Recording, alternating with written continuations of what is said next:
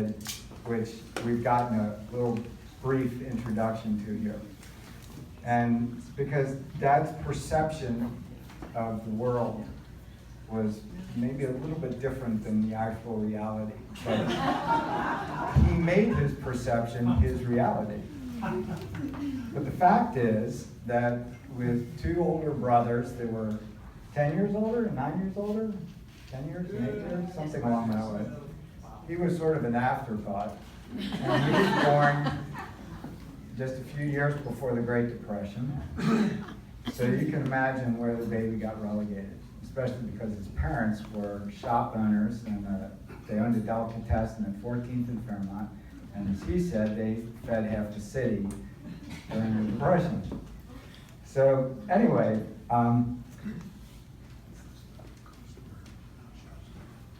it was interesting because for most of our lives, in fact, Dave and I were just sitting here, and the questions that John asked about where he learned to play piano and where the radio station came in and that stuff, we just heard that story tonight.